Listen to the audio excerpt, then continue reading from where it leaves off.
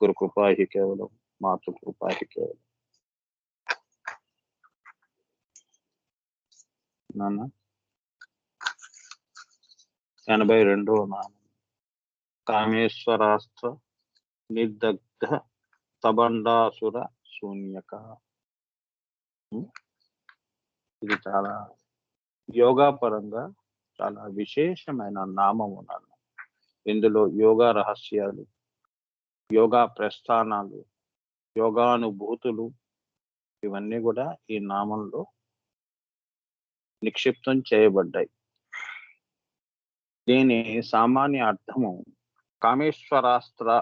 కామేశ్వరాస్త్రము చేత బండాసురుని యొక్క శూన్యము అన్న రాజధాని దహింపబడినది అని సామాన్య అర్థం. అంటే ఏంటంటే బండాసురుడి యొక్క రాజధాని ఏంటిది? శూన్యక అని రాజధాని.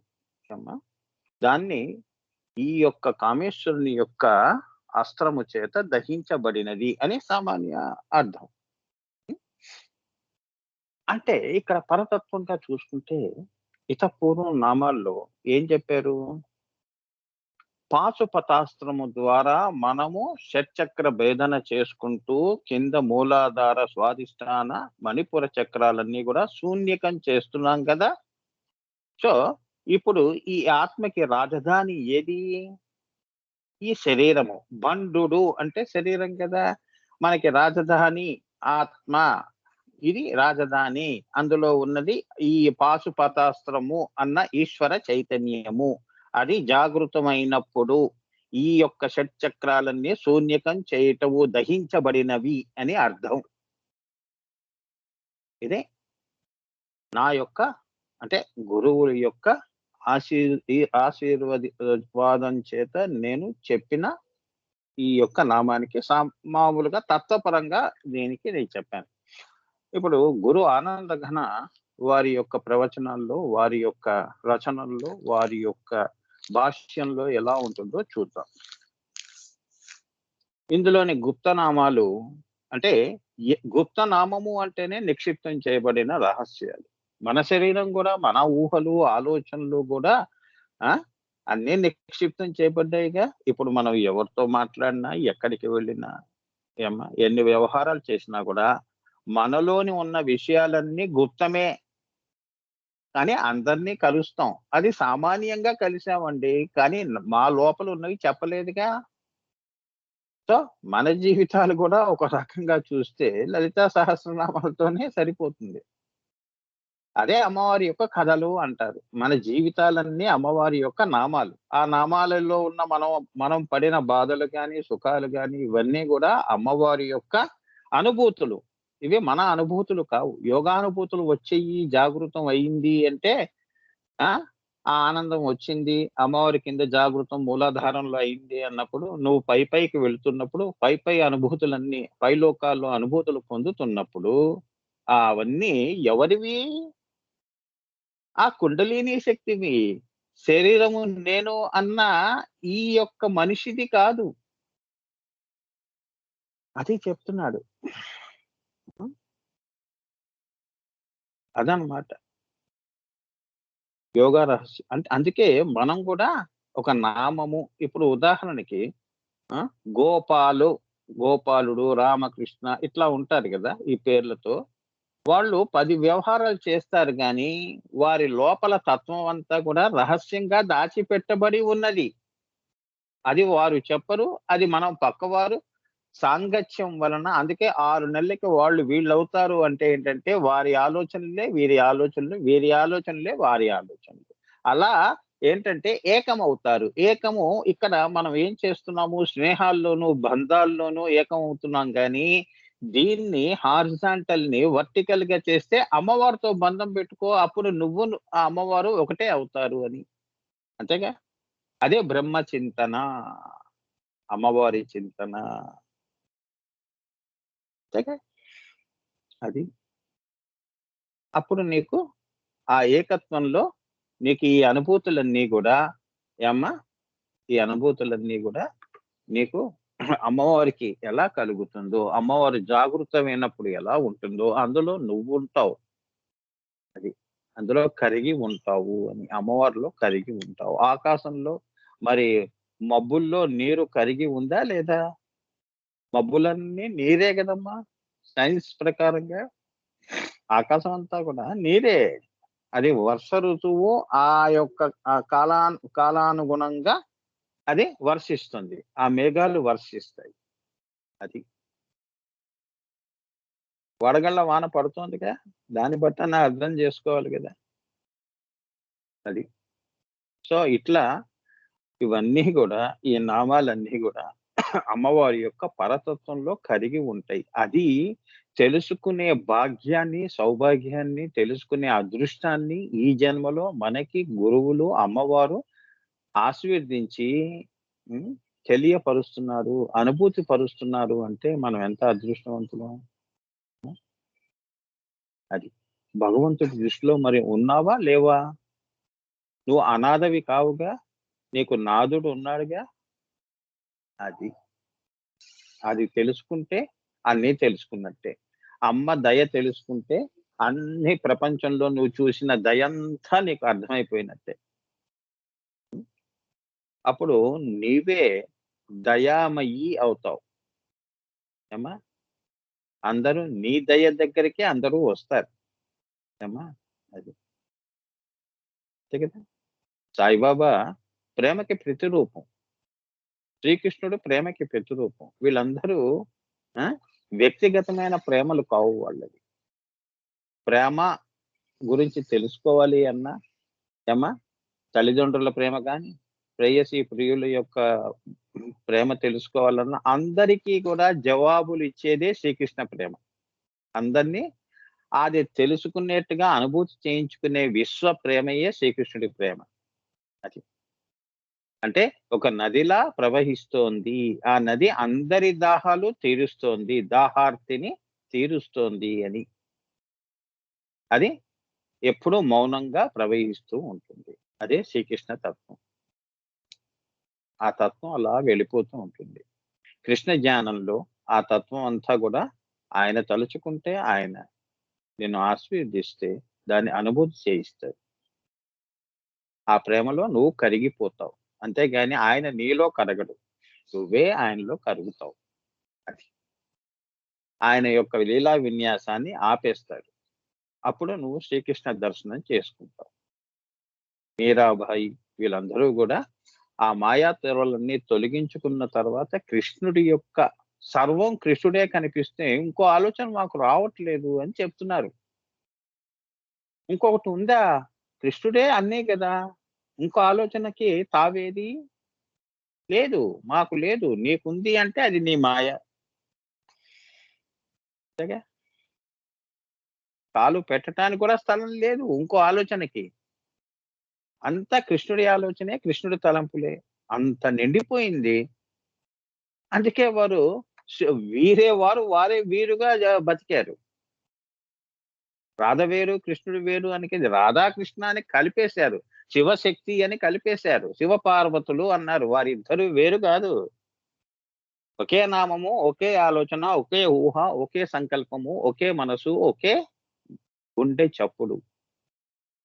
అలా ఉన్నారు. అది. ఆ చప్పుడే, ఆ శబ్దమే పరాపశ్యంతి మధ్యమ వైఖరిగా సృష్టి చేసింది. ఏమ్మా! అదనమాట. అంత ఏకత్వంలో నువ్వు అంత స్థితికి చేరుకుంటేనే కానీ ఏమ్మా! నీకు ఇవ్వటము అనేది మనకి ఆ! అది జరగదు. నేను ఇచ్చేవాళ్ళ మిగిలిపోవాలి అంటే ఇంత తెలుసుకొని అనుభూతి చేసుకుంటేనే కానీ నువ్వు ఒకడికి ప్రేమ ఇచ్చే స్థితిలో నువ్వు ఉండవు. ఏమ్మా! అది. పక్కవాడికే మనం ఇంత సహాయం చేయటానికి మనసు అంగీకరించదు. అలాంటిది అమ్మవారి దగ్గర త్యాగాలు ఏం చేస్తాం? చెప్పండి. ఇప్పుడు రావణాసురుడు ఉన్నాడంటే వాడు తల నరుక్కున్నాడు. మనం ఎక్కడ నరుక్కుంటాం? అమ్మవారి కోసం అన్నీ ఇయ్యగలుస్తామా? ఇవ్వలేము. ఇది కాకుండా ఇంకేదన్నా అడగమ్మా అంటాం. మన యొక్క నైజాం అది. హ్మ్. మన నైజాం అలా ఉంది. మన పద్ధతి అలా ఉంది. సో, ఇందులోనే అన్నీ భగవంతుడొచ్చి మనకివ్వాలి అంటే ఎందుకిస్తాడు? ఆయన లక్షణాలేవి? ఏమిటా లక్షణాలు స్వామి అంటే ఇవే గుప్తనామాలు. ఇందులో చూడండి 1000 నామాలు అందరూ అనుభవించిందే. మీరు క్లాస్ అయిపోయిన తర్వాత ఒక్కసారి శ్రీమాత, శ్రీ మహారాజ్ఞి ఇవన్నీ గూడా ఊహించండి. శ్రీమాత కరెక్టే. ఒక ఆడది ఒక శ్రీమాతగా అవుతుంది. అటువంటి స్థితి గూడా ఒకటుంది. కానీ లౌకికంలో, మాయలో సరే. శ్రీ మహారాజ్ఞి మరి అంత స్థితిలో ఉన్న అన్నిటికి మూలమైన వాళ్ళకి సింహాసనం అనేది ఇవ్వటం జరుగుతుంది. ఏమ్మా? అలా మీరు చూసుకుంటూ పోతే 1000 నామాలు గూడా మన జీవితాలకి చాలా దగ్గరగా ఉన్నాయి అని. దీన్ని దైవికం చేసుకుంటే మీ జీవితాలు ఉద్ధరించబడతాయి. ఏమ్మా? దీన్ని స్వాకి కాకుండా, స్వపర భేదం లేకుండా దీన్ని నీవు హ్మ్. అనుభూతి చేసుకో. నీ దగ్గర ఉన్నది పక్కవాడికి గూడా ఇవ్వు. దాచుకోకు. ఇవ్వటం నీకు వచ్చింది అంటే అడగటం గూడా అమ్మవారికి అమ్మవారే నీ నోటి నుంచే అది అడిగిపిచ్చి మళ్ళీ అదే ఇస్తుంది నీకు. కాళిదాసు లేదు? కాళిదాసు జీవిత కథ 'చిత్రగగన చంద్రిక' చదవండి. అయాచితంగా ఇచ్చేస్తుంది. నువ్వే ఇచ్చేవాడివిరా నీకెందుకు?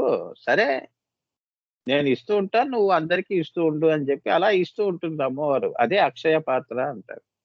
అందుకే గొప్పవాళ్ళు ఏం దలుచుకుంటే అది అవుతుంది. ఏమ్మా? మహానుభావుడు. 10 మంది శ్రేయస్సు కోరుకునే వాళ్ళకి అటువంటి ప్రార్థనలు ఎప్పుడూ అమ్మవారు ముందు వరుసలో పెట్టి ఆశీర్వదిస్తుంది. ఇప్పుడు ఇందులోని గుప్తనామాల్లో కామేశ్వర అంటే ఏంటో తెలుసుకుందాం. ఈశ్వర చైతన్యమే ఈశ్వరుని కామేశ్వరుని చేసింది. నేనున్నానని ఇదంతా ఉన్నదని తాను అంటే ఈశ్వరుడు తాను శక్తిమంతుడనని తనంతట తాను తెలుసుకునే లక్షణమే కామేశ్వర. ఎంత బాగా చెప్పాడు చూడండి. ఇది ఈశ్వరుడికి ఈశ్వర చైతన్యము ఎప్పుడైతే కలిగిందో ఏమా ఆయన తపస్సు నుంచి చైతన్యవంతుడు కావటం. అంటే అంతవరకు నిరీశ్వరుడు ఈశ్వరుడు కావటం. ఆయనకి చైతన్యం ఉంది అని తెలుసుకోవటం. ఇప్పుడు మనం కూడా రాత్రి పడుకున్నప్పుడు మనం ఎవరో ఎక్కడున్నామో మన మనిషో ఏమిటో మనకే తెలియదు.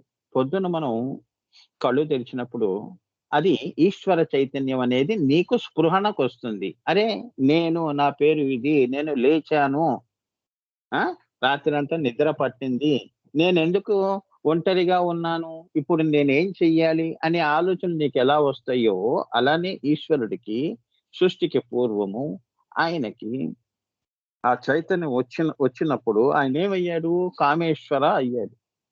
చైతన్యం కూడా కూడి ఉన్నది కదా. నిరీశ్వరంలో చైతన్యం కూడి ఉంటే ఈశ్వర అవుతుంది. ఆ చైతన్యం లేకపోతే నిరీశ్వర అవుతుంది. అర్థమైందా?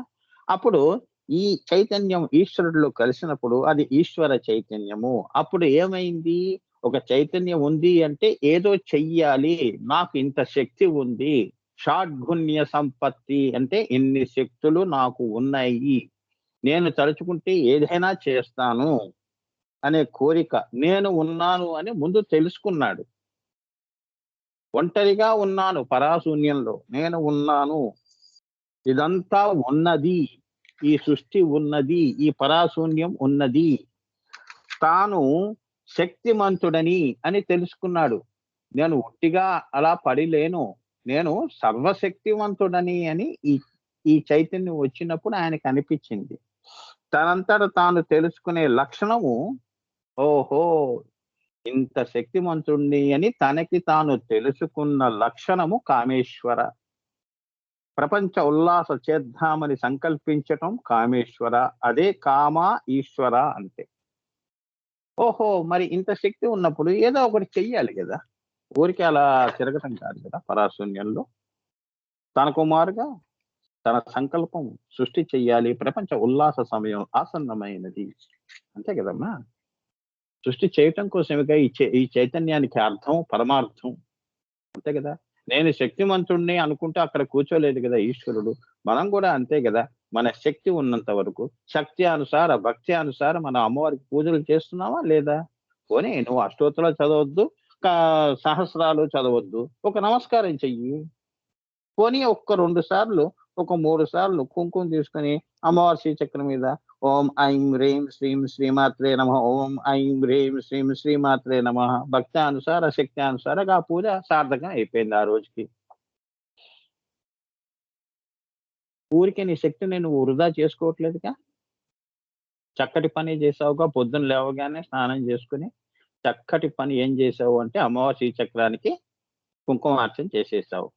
ఎన్ని సార్లు చేశామనేది కాదు. భక్తిగా ఒక్కసారి చేసినా, వేసినా చాలు. మనస్ఫూర్తిగా నమస్కారం ఒక్కసారి చేసినా చాలు. లేదండి వాడు బుద్ధిమంతుడు. 100 నమస్కారాలు వంగి వంగి పెట్టటం అవసరం లేదు.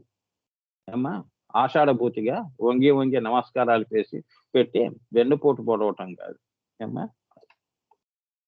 అందుకే ఏది చేసినా ప్రత్యేకంగా ఉండాలి. 10 సార్లు అందుకే ఏ మాటలైనా గూడా ఒకసారి చెప్పింది 10 సార్లు చెప్పకూడదు.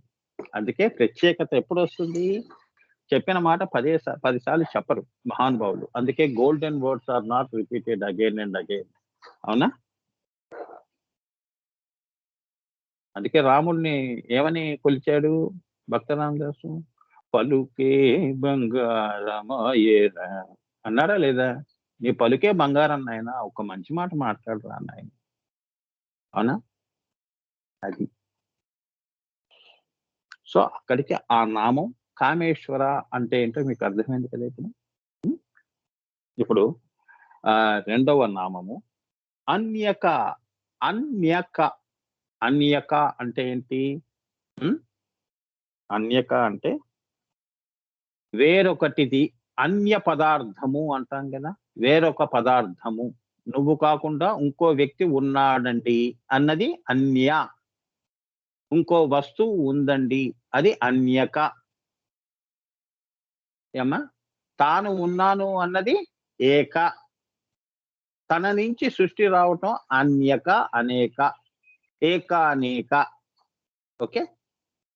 అన్యక అంటే ఈశ్వర పదార్థము కంటే మరి ఒకటి కూడా ఉన్నదని భ్రమను పుట్టించి, అదే చైతన్యం ఏం చేస్తుంది ఈశ్వరుడిలో? మాయను పుట్టిస్తోంది. అయ్యో! నేనొక్కడినే లేనిక్కడ. ఇంకొకటి ఉన్నది అనే భ్రమ కలగటం. ఎడారుల్లో ఎండమావుల్లా ఒయాసిస్ అంటారు ఇంగ్లీష్‌లో. ఎండమావులు ఎలా భ్రమింపజేస్తాయి? నీళ్లు కదిలినట్టు కదులుతుంది. మనం అక్కడికి పరిగెత్తుతాం దాహానికి. అక్కడికి వెళ్తే మళ్ళీ అదంతా ఇసుక తెన్నెలు. అవునా? భ్రమ. అలా భ్రమను పుట్టించి శక్తిని సంకల్పంగా తాను ఉన్నాను, నాకింత శక్తి ఉంది అని దాని సంకల్పంగా రక్త బిందువుగా తనలో ఈ చైతన్యము రక్త బిందువుగా అంటే ఆది పరాశక్తిగా, అమ్మగా, ఈశ్వరీగా ఆ! బయటకి పంపినాడు ఈశ్వరుడు. ఈ ఈశ్వరుడు ఏం చేశాడు? తన భార్యని బయటికి పంపించాడు అని. ఆ చైతన్యమే నా భార్య.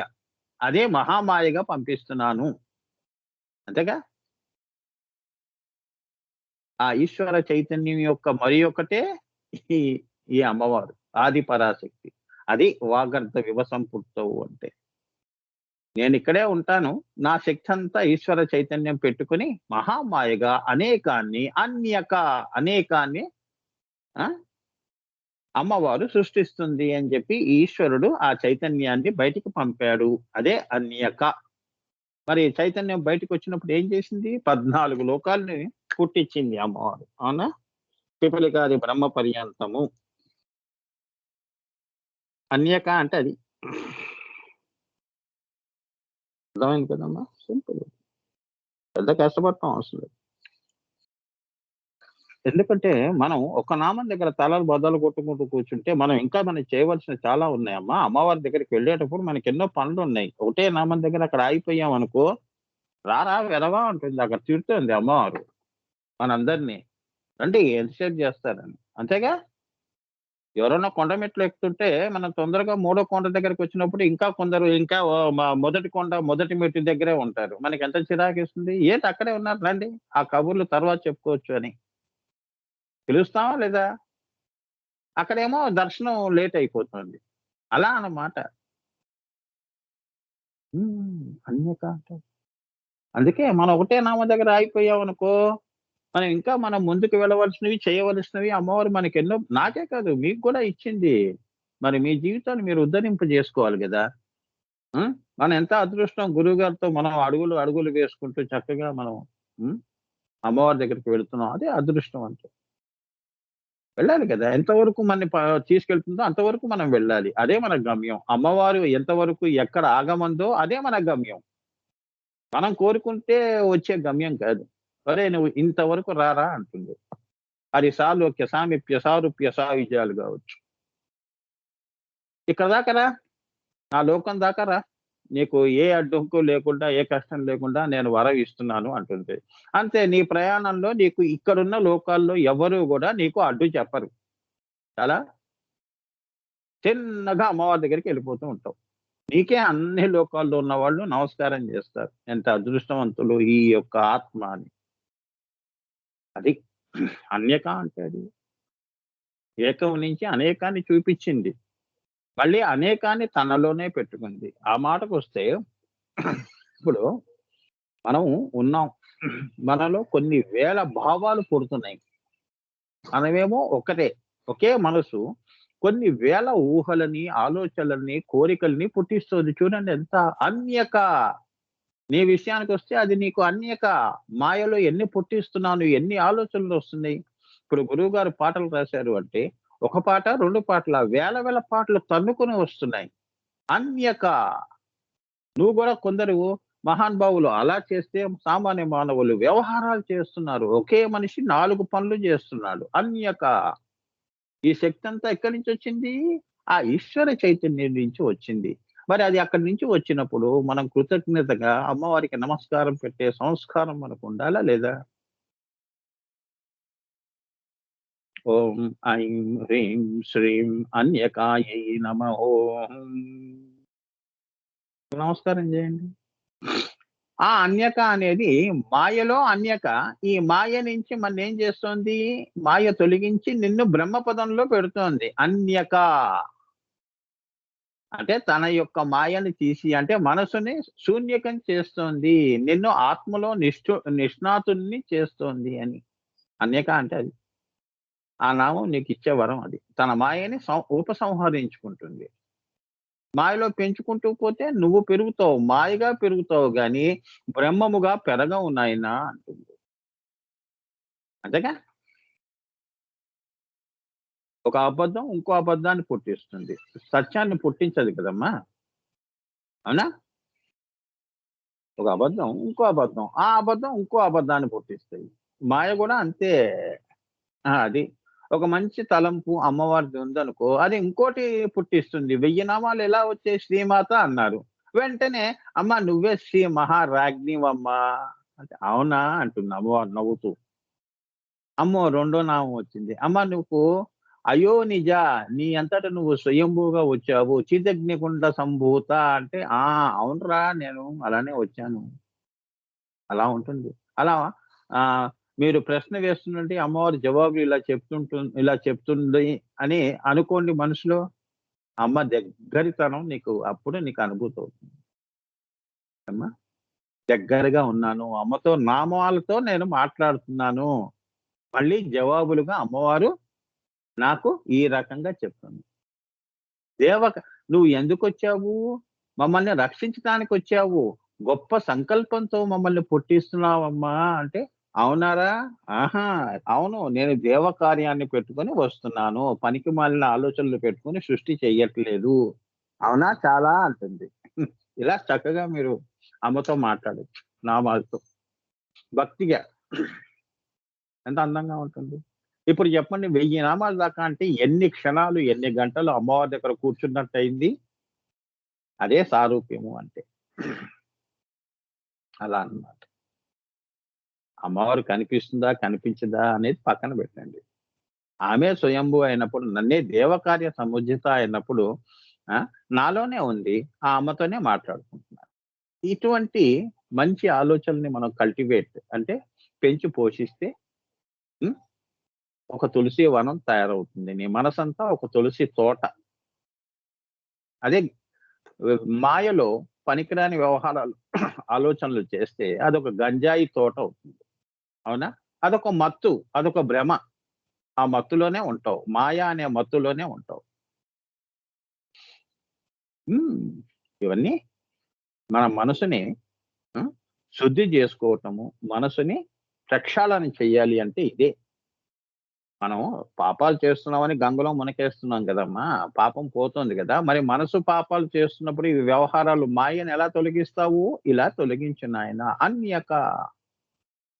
ఈ నామం వలన నీకు ఆ యొక్క అన్యక అంటే అనేక వ్యవహారాలన్నీ గూడా తొలగిపోతాయి. ఇవన్నీ భ్రమ అని నీకు నేను నిరూపిస్తాను. నీవే భ్రమలో ఉన్నావని నీతో అనిపిస్తాను. ఈశ్వరుడితోనే సంకల్పం కలిగించిన దాన్ని నీకు నేను నీ భ్రమని తొలగించలేనా? నిన్ను బ్రహ్మ పదంలో, నా పదంలో పెడతాను. నా మార్గంలో పెట్టుకుంటాను. నా రెక్కల కింద, నా పడగ నీడ కింద.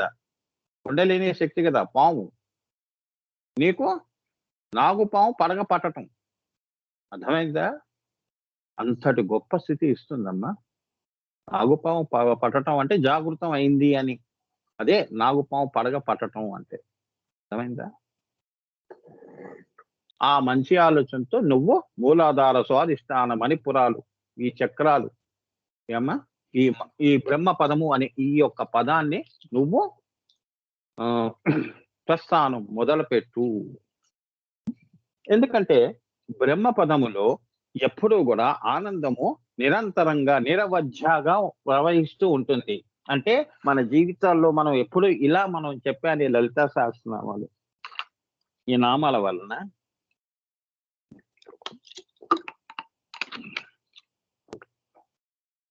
ఈ నామాల వలన ఆనందము నిరంతరంగా నదీ ప్రవాహంలా ఆనంద డోలికల్లో మునిగి తేలుతూ ఉంటాం. అదే మాయలో మన మనసు వెళ్ళిందనుకోండి, అయితే సంతోషం. కానీ ఆ పని అయినప్పుడే మనకి ఆనందము. అతపూర్వము అవుతుందా? కాదా? టెన్షన్, డిప్రెషన్, ఏమన్నా ఆపరేషన్ ఇవన్నీ మనలో ఉంటాయి. మరి అమ్మవారి మార్గంలో ఇవన్నీ ఉండవు. యోగ రహస్యాలమ్మా.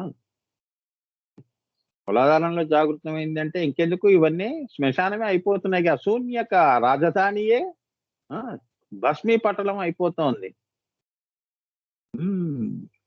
ఇదే త్రిపుర రహస్యం అంటే. మూలాధార, స్వాధిష్టాన, మణిపుర, దగ్ధం ఇదొక త్రిపురం. అమ్మా మళ్ళీ ధార, విశుద్ధ, ఆజ్ఞ ఇదొక త్రిపురం. దగ్ధం త్రిపుర రహస్యం అంటే ఏంటో. మళ్ళీ ఆజ్ఞా చక్రము ఉన్మని దగ్గర అదే మన సహస్రారం పైన రాజరాజేశ్వరి స్థితి అదొక త్రిపురము. రాజరాజేశ్వరి స్థితిలో కూడా నువ్వు ఆ స్థితి కూడా పోతుంది. పోయిన తర్వాత నువ్వు లలిత అవుతావు. 9 త్రిపురాలు దాటటం 3 సెట్ 3 ఇదే త్రిపుర రహస్యం. ఇదే యోగా రహస్యం. ఇదే శ్రీ దత్తాత్రేయులు వారు త్రేయ అంటే ఆయన చెప్పిన త్రిపుర రహస్యం. 3 ఖండములు. అమ్మా మరి నువ్వు ఆఖరికి ఏమొచ్చింది? అష్టాదశ మహాద్వీప సామ్రాట్ భోక్త భవిష్యతి అన్నట్టుగా అమ్మవారి స్థితి నీకు పొందావు అని. త్రిపురాలు 3 త్రిపురాలు అదే త్రిపుర రహస్యము, త్రిపుర సంహారము అంటే. అమ్మా యోగా పరంగా, తత్వపరంగా, గుప్త నామాల యొక్క అంతరార్థ పరంగా చెప్తే ఇది. ఇక కథలుగా అంటే పురాణాలు చదువుకోవటం. ఎందుకంటే ఎంటర్టైన్మెంట్. వాడు వీడు కొట్టాడు, వీడు ఈ బాణం వేశాడు, వాడు ఆ బాణం వేశాడు, అవన్నీ ఎంటర్టైన్మెంట్. తత్వాన్ని పక్కన పెట్టి చూస్తే ఎంటర్టైన్మెంట్. మాయ. తత్వం తెలుసుకోవాలి.